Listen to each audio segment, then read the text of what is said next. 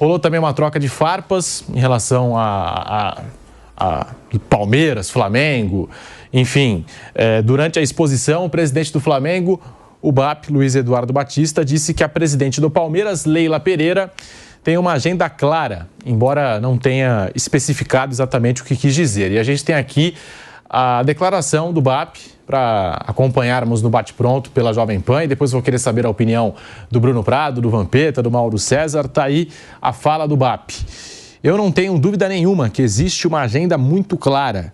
A gente está falando desse problema da Libra. A empresa que ela preside emprestou dinheiro para a SAF do Vasco. Quem já pegou dinheiro com instituição financeira na vida? Algum banco pede como garantia as ações do seu negócio que não vai bem ou pede garantia de bens reais? Eu quero a sua fazenda, o seu apartamento. Quem pede 19% das ações se não puder ser pago? Parece que da última vez que vi isso acontecer no Brasil, os Menin compraram o Atlético. Cresceram uma dívida que era necessária. Chegou uma hora e eles executaram. Acho absolutamente estranho. Estamos falando de fair play financeiro no Brasil. Isso deveria estar sendo questionado. A mulher de César não basta ser honesta. Tem que parecer honesta. Existe uma agenda, não tenho a menor dúvida. Qual agenda? O tempo vai dizer, fecha aspas, a fala do BAP.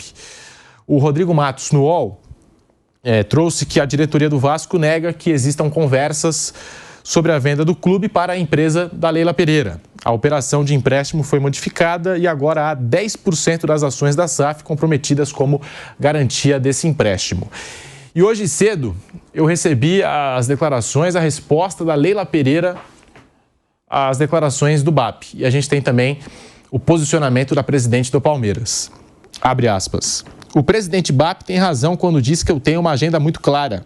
Afinal, todos sabem que defendo os interesses do Palmeiras sem tentar asfixiar os meus adversários, que eu trabalho arduamente pelo crescimento do futebol brasileiro e que honro todos os contratos assinados pelo clube, incluindo os das gestões anteriores. Quanto à insinuação do presidente BAP sobre o boato de que eu estou comprando o Vasco, ele pode ficar tranquilo. Eu não estou comprando o Vasco. Aliás, eu não estou comprando nem o Vasco, nem a Netflix. Fecha aspas. E aí o contexto dessa fala da Netflix, do streaming, é porque num passado distante, já faz um bom tempo, o BAP, hoje presidente do Flamengo, chegou a ser presidente da Sky, e ele deu uma entrevista dizendo que a partir do momento que a Netflix passasse a incomodar as TVs a cabo aqui do Brasil, né? As operações de TV a cabo no Brasil, a Sky poderia comprar a Netflix. Essa declaração foi feita pelo BAP em 2014, essa declaração. E aí, esse é o contexto, para quem não entendeu a parte que a Leila Pereira fala do Netflix. Bruno Prado, tá aí. O BAP falou de um lado, a Leila respondeu agora pela manhã. E é picuinha entre eles ali, né? Aí é coisa de cada um jogando para sua torcida, uma disputa ali, são os dois principais clubes do país já há alguns anos. Então, não deixa de ser uma disputa por poder, e também no caso do contrato de TV, também uma disputa por dinheiro, né, nessa pendência que tem na divisão de direitos de TV. E cada um fala o que é conveniente para agradar a sua comunidade, vamos dizer assim. E a questão da Leila com o Vasco, eu imagino que até que ela deixa a presidência do Palmeiras, não vai acontecer nada no sentido dela, da empresa dela comprar o Vasco, eu imagino, né? Ela é presidente do Palmeiras até o fim de 2027. Lá para frente eu não sei, que assim, a empresa dela emprestou dinheiro para o Vasco e há uma relação ali. Por enquanto não é uma relação de compra do clube, mas lá na frente eu não sei. Imagino que enquanto a Leila estiver até 2027, eu acho que isso não vai acontecer, porque ela vai estar na presidência do Palmeiras. Mas mais para frente não sei, aí ela pode comprar a SAF do Vasco, tá aí. A SAF do Vasco está, desde que teve o afastamento da 777, está ali, o Vasco tem com a sua SAF e até agora não vendeu para ninguém. Então, assim, é uma disputa ali, nesse caso, de uma declaração de um espetão, o BAP espeta a Leila e a Leila devolve, espeta o BAP, aí é uma declaração mais para cada um jogar para a sua torcida. Vampeta, tá aí, o BAP falando que a Leila tem uma agenda muito clara, e a Leila rebatendo a declaração do presidente do Flamengo, essa troca de farpas, mais uma vez, entre as diretorias de Palmeiras e Flamengo. Vampeta. Eu sou a favor da rivalidade de jogar um contra o outro, contratações, elencos fortes. Essa briga política pelo valor financeiro aí pertence a eles e quem tiver no poder. Essa discussão aí é deles. Eu prefiro ver os dois times fortes, brigando aí para decidir a Libertadores, brigando pelo Campeonato Brasileiro. As farpas de presidente pelo direito de dinheiro, aí já não tenho nem essa noção. Essa história da empresa da Leila interessada em adquirir a SAF do Vasco não é uma história que nasceu na semana passada. Em maio do ano passado já havia vazado aquela informação. Se eu não estiver enganado, foi o Danilo Lavieri que deu essa informação da viagem, o que o marido da Leila faria, né, que é sócio dela na empresa, faria aos Estados Unidos para conversar com o pessoal lá da 777, que eles iam discutir uma possível compra do Vasco. Isso em maio do ano passado. E aí, na época, a Leila Pereira, o pessoal lá da Crefisa, acabou negando essa informação. Aí, na semana passada, saiu a notícia do empréstimo da empresa da Leila ao Vasco e com essas condições contratuais no contrato, com algumas cláusulas que prevêem aí a questão da preferência de compra da SAF do Vasco. Se o Vasco não devolver o valor à Crefisa, a empresa pode abater esse valor mais para frente, uma possível compra da SAF do Vasco. Então, esse tema acabou voltando agora.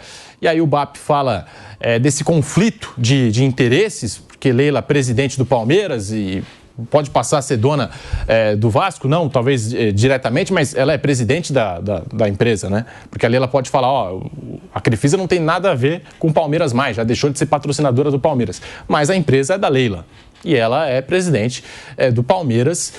Enquanto presidente do Palmeiras, deveria evitar essa situação. Mauro César, também quero te ouvir a respeito aí dessa troca de farpas entre Leila Pereira e BAP, e já há algum tempo Palmeiras e Flamengo discutindo aí a respeito da Libra, e agora os dois presidentes que trocaram farpas. Mauro. Eu entendo da seguinte maneira, quando o presidente do Palmeiras falou do Flamengo jogar sozinho e tudo, ela criou uma nova narrativa que não tem relação nenhuma com a discussão comercial sobre a divisão dos 30% de audiência do dinheiro da Libra. É uma outra história.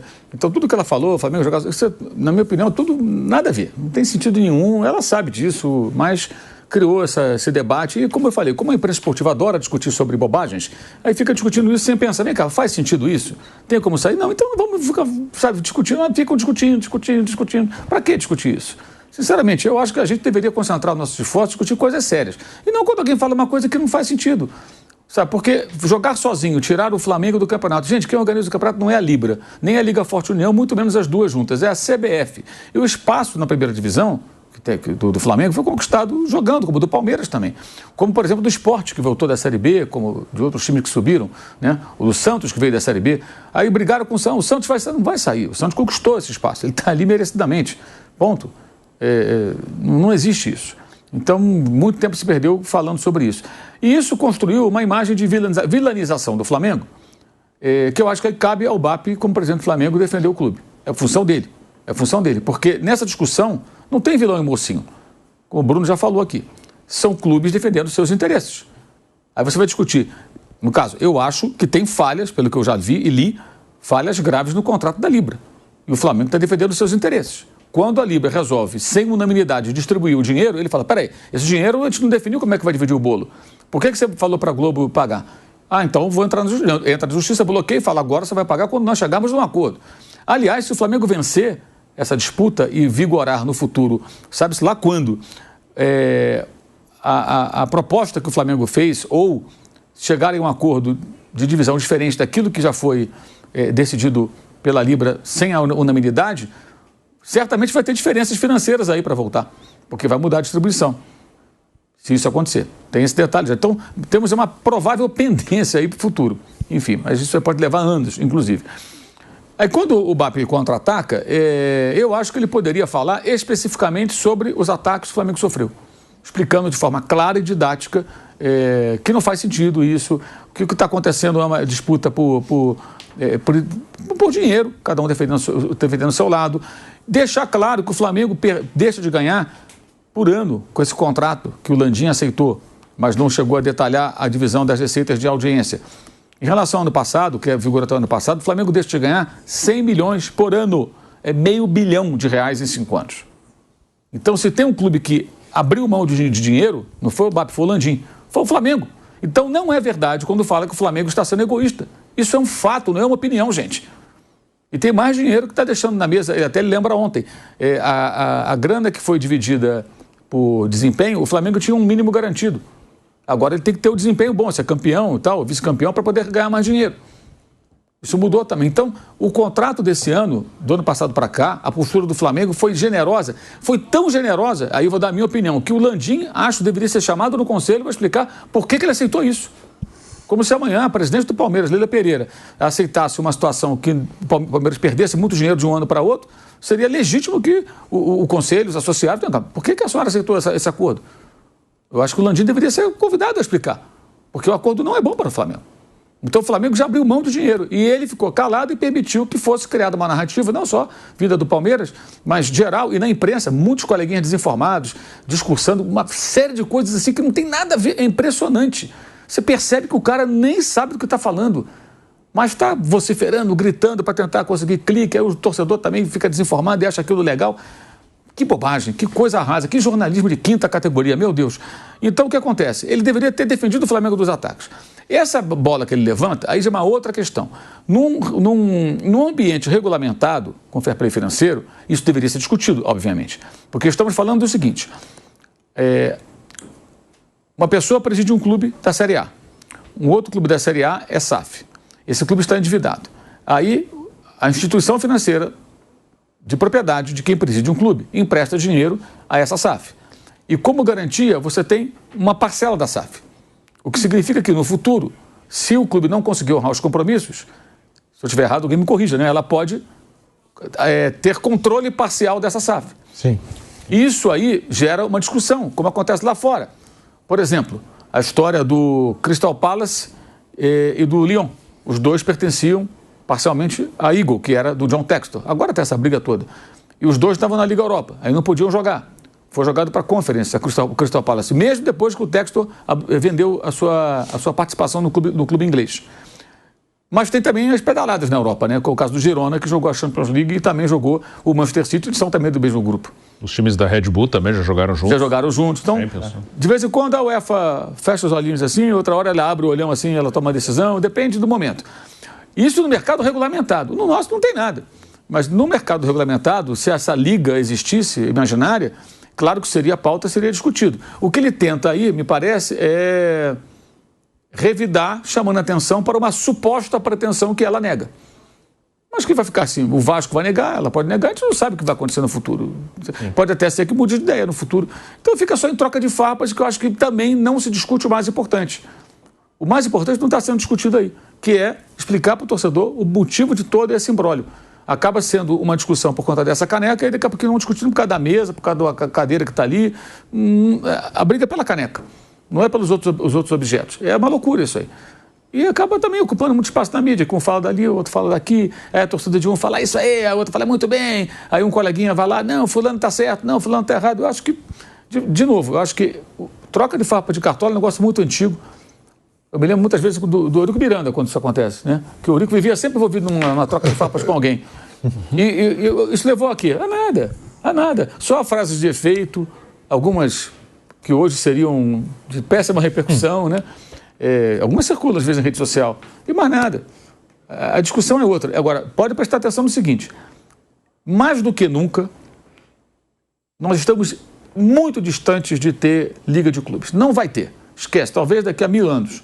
E com tudo isso, sabe quem sai fortalecido? Confederação Brasileira de Futebol. É ela que vai continuar organizando o campeonato. Acabei falando aqui no começo do programa. Eu falei, ó, a CBF botou lá, ninguém organiza, vai cair nela, vai continuar organizando. Vou te dar um exemplo, Vampeta. O que vai acontecer sábado? O Palmeiras vai jogar sem 7 jogadores, não é isso? 8. 8 jogadores? Não, é. O Vitor Roque está suspenso, o Lucas Evangelista lesionado, o Sousa agora sofreu um edema e tem os jogadores convocados, né? Emiliano. 8 com o Evangelista. Mas esse está fora. De qualquer maneira, não joga mais esse ano. Flaco e Aníbal. Vamos contar os que poderiam jogar.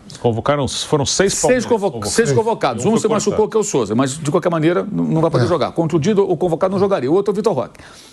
A CBF mexeu no calendário e prejudicou o Palmeiras. E o São Paulo, que ele estava na Libertadores, e o Flamengo. Só o Flamengo reclamou. O São Paulo achou legal, maneiro lá a mudança, e o Palmeiras também. Para quem não se lembra, não entendeu, o que aconteceu? A CBF pegou os jogos da Copa do Brasil, semifinal e final, e jogou lá para dezembro, depois do Brasileiro. E os meios de semana de Copa do Brasil, tá? Que seriam 4, né? Eles passaram a ser meio de semana de jogos do Brasileiro. Com isso, o Palmeiras, o São Paulo, que ainda estavam na Libertadores, e o Flamengo, perderam semanas inteiras que teriam para treinar ou encaixar jogos atrasados. O jogo do Palmeiras com Juventude, se não houvesse essa mudança, ele poderia acontecer quando? No meio de semana de Copa do Brasil. E aí seria depois da data FIFA e o Palmeiras teria quem? Todos os convocados, o Sousa, possivelmente, já curado do edema que o aflige, e o Vitor Roque, suspenso, cumpriria a suspensão contra o Red Bull Bragantino no dia 15, na volta pós-data FIFA. Mas ele teria o Flaco. Ele não perderia os 2 atacantes. Ele está perdendo os 2 volantes, o uruguaio e o argentino. Ele está perdendo lateral esquerdo. Capitão do time. Ele está perdendo o capitão do time. Está perdendo os 2 centroavantes. O Piquerez não foi convocado dessa vez. Não, então, o Piquerez não foi convocado, mas ele perde os volantes. Perdeu os volantes, perdeu um zagueiro, perderia um atacante. O Flaco Lopes, não vai ter o atacante. Não vai ter os 2 atacantes. Ele jogaria com toda essa turma, menos Vitor Roque, esse não está suspenso, contra o Bragantino. E nesse jogo atrasado com o Juventude, que seria no meio de semana de Copa do Brasil, poderia ser, né? Como o Flamengo tem um jogo com o Sport, ainda tem um jogo Santos e Palmeiras, tem mais um, que também deve ser na data FIFA de novembro. Então, quando o Palmeiras e o São Paulo concordam com uma medida que prejudica o Palmeiras e prejudicava o São Paulo, agora o São Paulo está mais tranquilo porque ele foi eliminado da Libertadores e não tinha 2 jogos atrasados como o Palmeiras, né? Mas o Palmeiras foi muito prejudicado pela mudança, mais até do que o Flamengo, porque ele tem 2 jogos atrasados, o Flamengo tem 1. E o Palmeiras concordou. Que desunião mal que essa? Qual seria o correto, o lógico, o óbvio, quando a CBF tomou essa decisão? Para resolver um problema dela. Que não foi para beneficiar A ou B, ela tomou para resolver o seu problema de calendário. Flamengo, São Paulo e Palmeiras tinham que juntos chegar e ir lá na CBF. Não concordamos com isso aqui, não. Isso aqui nos prejudica. Eu tenho 2 jogos atrasados, vou ter um jogo atrasado, eu ia ter semana livre para treinar meu time, recuperar jogador machucado, de repente eu vou ter que ficar jogando quarta, domingo, sábado, terça-feira, quinta-feira. E os times da Copa do Brasil vão jogar só no final do ano. Quando eu planejei o ano, eu não sabia que a Copa do Brasil ia ser definida em dezembro, eu poderia ter pensado de outra forma sobre essa competição, sei lá. E eles nem aí foram unidos. Só um reclamou. Os 3 tinham que reclamar. Isso não é opinião, isso é uma obviedade. Como o Fluminense hoje também tem 3 jogadores que foi convocado, né? Sim. Contra o Mirassol e o próprio Atlético Mineiro também tem jogadores. Poderia ser na data de Copa do Brasil. Mas o Fluminense está na Copa do Brasil. Então ele não teria essas datas. Essa data. Ele não teria essas datas. Mas ele também pediu aquela folga que quando ele volta, né? Do Mundial. Do Mundial. O Palmeiras também. O Renato falava que o time voltou, que não teve descanso, mas teve 5 dias. Palmeiras também, né, Maldo? Também teve um período ali até voltar. Por isso ficou com 2 jogos atrasados. O Flamengo foi eliminado uma fase antes, né? Então ficou com um jogo só de atraso. Mas para mim isso é o maior exemplo. Isso é o quê? Política é o quê? Por que você concorda com a CBF? Por alguma razão. Não quero brincar com a CBF, então eu vou dizer que foi legal. Até o técnico elogiou a mudança. Ele é um dos maiores prejudicados, porque ele vai ter que trabalhar com vários desfalques. O Palmeiras não precisaria jogar desfalcado. Aliás, se alguém do Palmeiras reclamar do calendário sábado, se porventura, eu acho que não vai acontecer. Juventude é carne assada, temperada, muito saborosa em jogos fora de casa. Infelizmente é a realidade. Desculpa o torcedor de Juventude. Fora de casa é terrível. Agora perdeu em casa pro Fortaleza também. Ainda perdeu em casa, vem no viés de baixa, né? Assim, quase condenado ao rebaixamento. Acho que o Palmeiras com qualquer time vai vencer. Talvez tenha mais dificuldade? Talvez. Mas deve vencer. Mas se porventura não vencer, alguém fala, joguei desfalcado. O Palmeiras é o único clube que não pode reclamar. Porque ele aceitou. Ele oficialmente se pronunciou concordando com a mudança e até dando elogios. Por quê? Porque talvez não quisesse brigar com a CBF, não quisesse desagradar a CBF, não sei por quê, mas isso evidencia o quê? Desunião. Isso para mim é muito mais importante do que essa troca de farpas de dirigentes, porque isso diz muito sobre o futebol brasileiro. E como os clubes eles são capazes de não protestar por algo que é interesse comum deles. Esses 2 jogos atrasados do Palmeiras contra o Santos, até o Santos reclamou com a CBF depois, porque chegou a informação no Santos de que se o Palmeiras caísse nas quartas de final da Copa do Mundo de Clubes, teria tempo hábil para o Palmeiras retornar ao Brasil e disputar esse jogo contra o Santos. E aí acabou não acontecendo e o jogo contra o Santos ainda, até onde eu sei, não tem data, né? Não tem data o jogo Palmeiras e Santos. E agora esse jogo contra o Juventude, se a gente até puxar pelo calendário, que teve a Copa do Brasil, se não me engano, dia 10 de setembro, o Palmeiras poderia ter entrado em campo e já ter feito esse jogo contra o Juventude também, em 9 e 10 de setembro. E agora vai entrar em campo no sábado e com esses desfalques todos. Já nesse jogo contra o Juventude já teria, se fosse marcado já para o dia 9 ou 10, porque não sei se daria tempo de todos os jogadores retornarem das suas seleções, ou se retornassem, não sei se daria para todo mundo ficar 100% à disposição. Mas agora o Palmeiras vai ter que jogar e hoje também tem Fluminense e Mirassol. Tá pensando no time do Palmeiras ali, o Everton, o Giai, Murilo, Fux e Piquerez, mais ou menos, deve ser isso aí, né? E os dois volantes não tem... Não tem nem o Mineiro nem o Aníbal. Deve ter o Alan, deve ter... Rafael Veiga, três ali. Pode ser Maurício, Rafael Veiga e Felipe Anderson. Um atacante também, não sei quem que eles têm para botar na frente. Pode ser o Luigi. Tem o Luigi que votou lá. Tem Bruno Rodrigues, mas não sei se tem condição de começar jogando. A dupla de volantes, então perdeu os volantes tudo. O Alan pode jogar ali no meio, mas não é primeiro volante, né? O Andréas Pereira também pode ser um segundo homem de meio de campo. Andréas Pereira. E a Veiga. Veiga também pode jogar.